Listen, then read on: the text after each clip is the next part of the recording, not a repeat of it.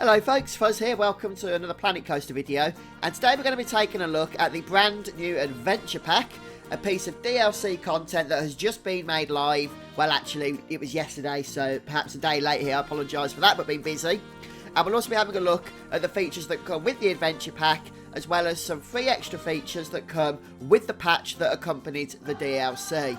So hopefully you guys will enjoy this. Let me know what you think in the comments of the Adventure Pack, and stay tuned for today's show.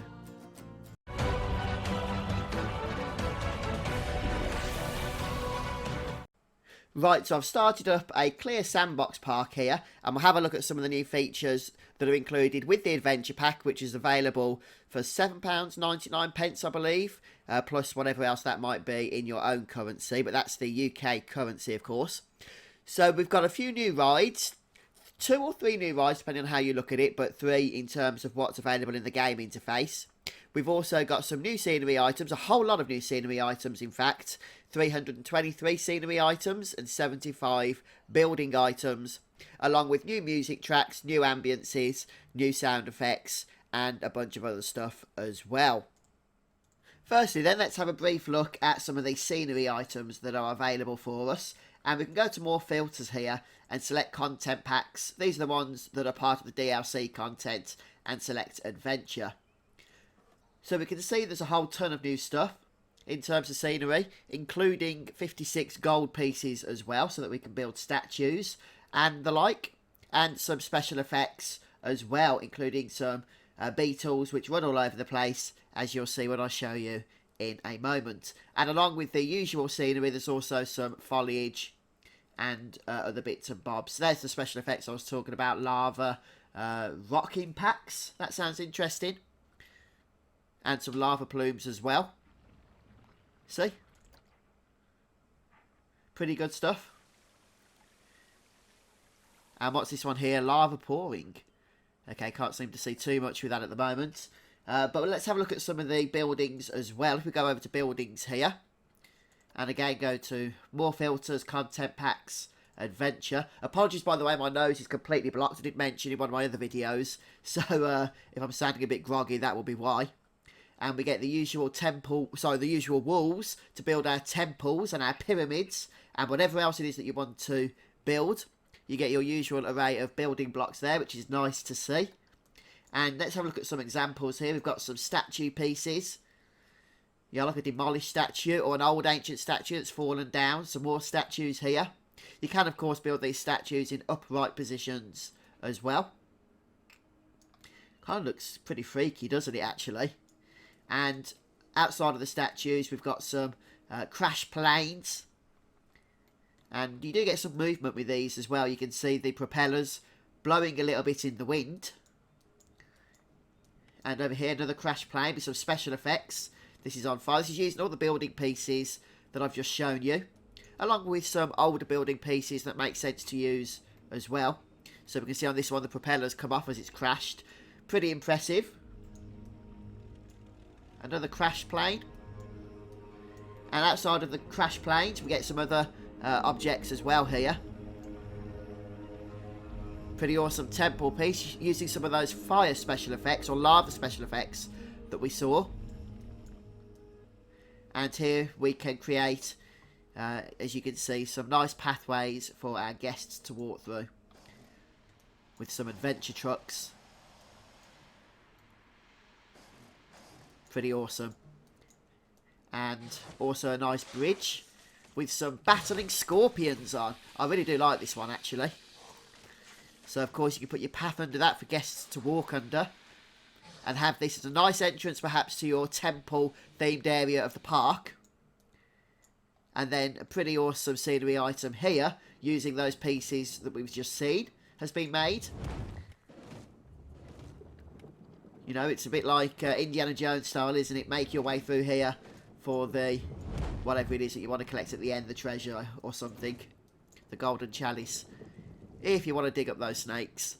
And there's those beetles that I was talking to you about as well a moment ago. So lots of awesome new scenery here with the Adventure Pack. Next up then, we'll move on to the rides. I said there's 3 new rides, or possibly 2, depending on how you look at it. There's you see two of them are steamboats. Both of them are steamboats, but there's a subtle difference between these. The Island Adventure runs on a track which must be placed in a body of water you've created beforehand. And the Land Ahoy version has its own channel of water. So that's the two difference, or the one difference I should say, as far as I can tell. That said, the steamboat version can be used as a transport ride. In fact, they can both be used as a transport ride. But obviously, if you've got a big lake or something, then the Island Adventure version, not the steamboat, they're both steamboat, but the Island Adventure version is going to be the one to use. You can also use it as a dark ride, or if you want to use like a jungle cruise, you know, Disney style or something, then this is probably going to be your steamboat of choice. On the other hand, the Steamboat Land Ahoy version does have the ability to create blueprints. So let's have a look at one of those now. In fact, I've already plunked it down here. And one thing I did notice is you do have to connect the station to a path. See, I know it's not pretty, but it gets the job done. So you do have to connect the station to a path in order to open the ride. And here we have some scenery that's been put in for us as well. This is a blueprint that came with the adventure pack, using some of the played assets here. Bit of a short runway, actually, but in terms of actual theming, then it looks very, very pretty indeed. And once again, shows off some of the stuff you can do with the new adventure pack, building items and scenery items. So this is the ride we're going to go ahead and open here. It doesn't need testing, but as you can see, one of the cool features about this is that the boats do have their own skippers to drive the passengers, or to sail the passengers around, and each skipper is procedurally generated, so they do look a little bit different on each of the boats here, which is pretty neat, isn't it? And obviously you can make your own track layouts and theming, so you can go for a really awesome dark ride, and I'm sure many of you will. I'll be looking forward to testing out some of the blueprints that appear on the Steam Workshop, no doubt in due course. So that's the Steamboat, the Land Ahoy and the Island Adventure variations. But there's another new ride as well, and this is a new roller coaster type, and you're going to like this. The new roller coaster is the Swinging Mine Train, and it's called Gold Fever.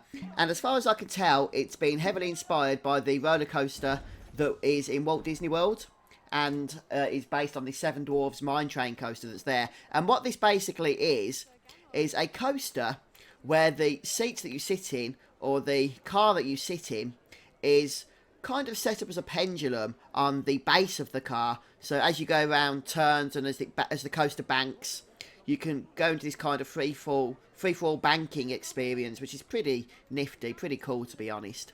And you can do this as a family roller coaster. There's no inversions that I'm aware of for this particular design.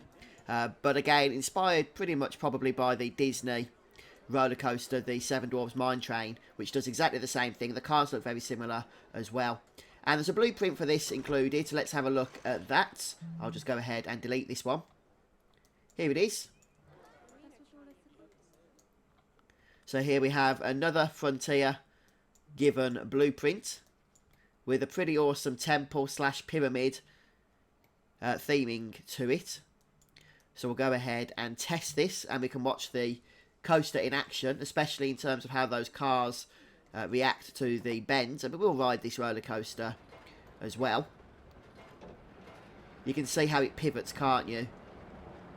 Which creates that kind of uneasy feeling if you're riding this particular ride, since you don't feel securely placed on the track, even though you are, of course.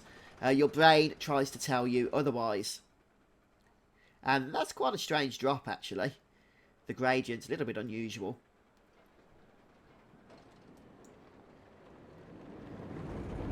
So you'll get a little bit of swaying in the wind, but then of course as you go around corners, the banking will really, you know, move your seats outwards, creating, as I say, that quite uneasy feeling that you're just coming off the track a bit in unnatural ways.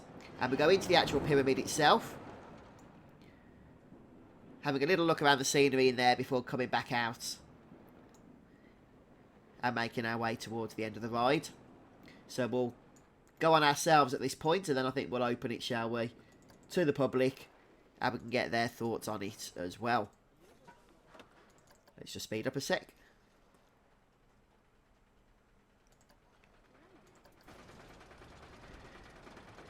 And I do like this new coaster type. Just watch as we go around these corners, how you kind of just lift away from the track. See that? You're kind of at the side of it, aren't you? And in real life, it's quite an experience. It is quite an experience. You're like, oh, bring me back, please. And we get some of that interactive scenery there. We can see the snake in the middle.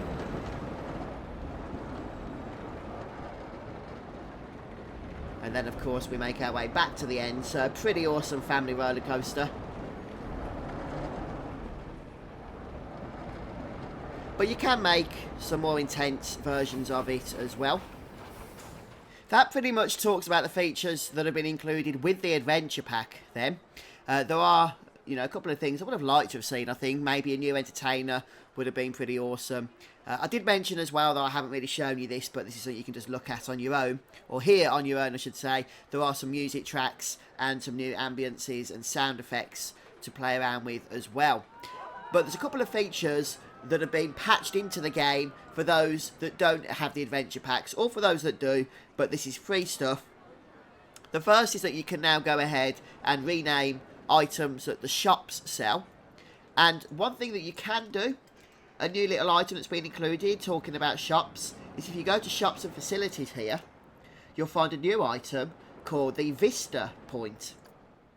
And you can stick this on a path somewhere, and this will actually attract guests. So say we want them to have a look at the roller coaster here as it comes speeding round. We can set a focus point, and I guess we'll just select something over here. You need to select a piece of scenery, you see. So I should probably build something behind this track. But what that's going to do is, even on a dead end here, is start attracting guests up. You see, already people are coming. And some of them will just stop and stare. Some of them will actually take photos of the focus point that you've set. But it's a great way of bringing guests into areas of the park that they normally wouldn't visit. Look, getting their phones out, taking photos, that's pretty awesome.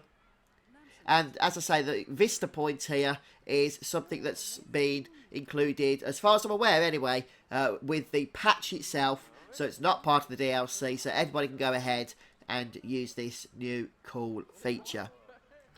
And on top of that, picnic benches have now been put into their own subcategory on the Path Extras option as well. Since before they were just included willy-nilly, it got a little bit confusing. Now, at least, that isn't the case. If we head over here to Path Extras, you can see picnic benches right there. There's the adventure one, since I've got the adventure pack as being the only filter at the moment. So I'll just show you the adventure picnic bench as well while we're here, I guess. No, I won't apparently. Okay, but there it is, you can see it, so pretty cool. Alright then guys, so I'll link to the full patch notes and adventure pack notes in the description, so do go ahead and check that out. But let me know what you guys think of the adventure pack. If you play Planet Coaster, are you going to be picking this one up or missing out on it? And if so, what do you think of Planet Coaster going this route of including or making DLC content, along with the free content that they make as well, the developers? They don't just do DLC content. We've had a ton of free content, including the anniversary update, which came out just a month ago. So it's a good mixture of both, in my opinion. But let me know what your thoughts are. I hope you've enjoyed watching this video. If you have, please don't forget to leave a like. And I'll see you soon for more Planet Coaster. Goodbye.